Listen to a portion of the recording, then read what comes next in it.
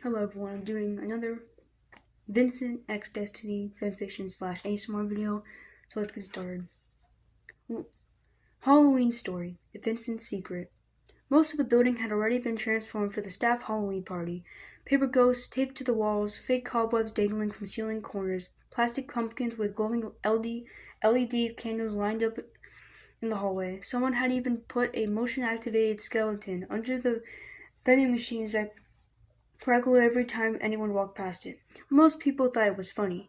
Vincent did not. In fact, Vincent wanted to resign the second he heard the skeleton go off the first time that morning. He jumped so hard that he nearly spilled his coffee. Twice. But that wasn't the problem. Not really. The problem was that Vincent got scared easily, and absolutely no one knew, except maybe Destinee, who suspected he was a little jumpier than average, but she had never seen him truly frightened, never seen the way his nerves could overwhelm him when he got too worked up. He kept that part to himself. He kept that part of himself hidden, locked down, controlled, buried under his perfect posture, flawless composure, and smooth voice. But Halloween was his natural enemy. The whole building was buzzing with excitement as the party got closer. People talking loudly in the hall, coworkers carrying costumes under their arms, someone practicing their spooky laugh down the elevator hallway. Vincent couldn't deal with any of it, so he ducked into his office and shut the door hard. Inside his office. The moment the door clicked, Vincent pressed both hands against the desk and breathed in hard through his nose. He wasn't prepared. He knew he wasn't prepared. Halloween always did this to him. Always.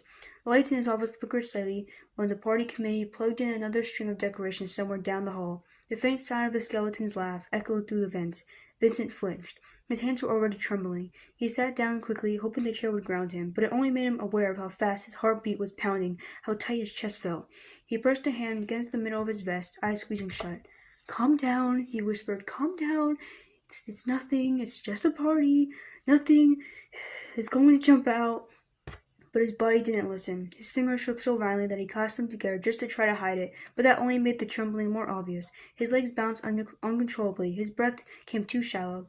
His shoulders curled in the slightest bit, a sign he was losing control of his composure. A knock echoed from the hallway. Vincent jumped so violently that his chair skidded an inch.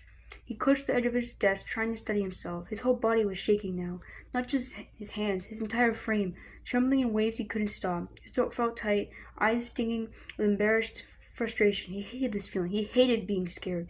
He hated how it made him feel small and weak, and nothing like the confident persona he usually held on so tightly.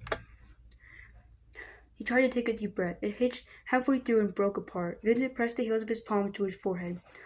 "Not like this," he whispered. "Not today. Not when people will show up at any minute." He didn't hear the door open. He didn't hear the soft footsteps. He was too caught up in trying not to completely fall apart. He didn't even realize he wasn't alone until a warm hand touched his shoulder. Vincent screamed, a full, startled, involuntary scream. He lurched so hard that he nearly fell out of his chair. His hands flew to his chest, gripping his vest right over his heart as if it would slow the wild, painful thundering beneath it. His breath collapsed into sharp, panic gasps. His eyes snapped open, and he found Destinee standing over him, worried, confused, gentle. "Vincent?" she whispered. He was still shaking, hard. He couldn't hide it, not this time. His fingers dug into his vest, his shoulders trembled, his breathing was uneven and fast. The adrenaline made his whole body feel like it was vibrating, like he was caught in a storm inside his own skin. "Destinee, I don't," he stammered, totally unable to form a full sentence. "I didn't hear you. I didn't. I thought something." His voice cracked. Destinee's eyes widened with immediate concern. "Oh my gosh, Vincent. Hey, it's okay." She stepped in front of him, hands raised gently, like she was approaching a frightened animal. "It's just me. I didn't mean to scare you." He shut his eyes again, shaking even harder now that someone else was seeing him like this. "I'm fine," he lied in a tiny, strained voice. "You're not fine," she whispered, kneeling slightly so she could be level with him. "You're shaking." Vincent swallowed, but his throat was too tight for words. He tried to sit up straighter, force his posture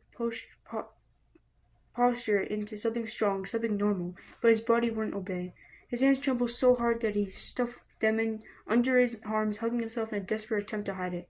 "You shouldn't see me like this," he managed, voice barely above a whisper. "It's embarrassing."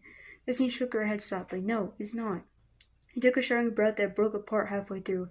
"I get scared easily," he blurted out, like the words slipped from his mouth like he couldn't stop them. "I know it's stupid. I know Halloween decorations can't hurt me. I know it's all fake, but my body doesn't listen. It just gets overwhelmed. I get overwhelmed." A tremor racked through him, shoulders jerking involuntarily. He squeezed his eyes shut again, humiliated. "I don't want you to see me like this," he repeated, quieter this time. Destinee stepped closer. very slow, very gentle, like she didn't want to startle him again. Vincent, she murmured. He kept shaking. Her hands hovered near his, giving him space but offering warmth if he wanted it. Can I touch your hands? She asked softly. Only if it's okay. His breath faltered. He nodded, just barely, but he nodded. She took his hands carefully from where he was hugging himself. They were cold, trembling. She held them tightly, lightly beneath her palms, steady but not forceful. Breathe with me? She whispered. He tried. It came out shaky and uneven. That's okay, she said. Try again. He breathed again, still shaky, still trembling, but Destinee stayed right there, fingers rubbed around his, guiding him with patience instead of pressure. You don't have to be embarrassed, she said quietly. Everyone gets scared. You don't owe anyone perfection. Vincent's jaw quivered. He bit down it hard, trying to force the shaking to stop, but it didn't. I hate this, he whispered. I know, she said, but you're not alone right now. Her thumb brushed over the back of his hand, not romantic, just steady, reassuring pressure. Vincent let out a long, shaking breath. A few more moments passed in silence. The trembling slowly eased, not fully, but enough that his breathing wasn't breaking apart anymore, and his shoulders lowered a little. He finally opened his eyes again. Destinee hadn't moved from him in front of him. You're still here, he murmured, voice small. Of course I'm still here.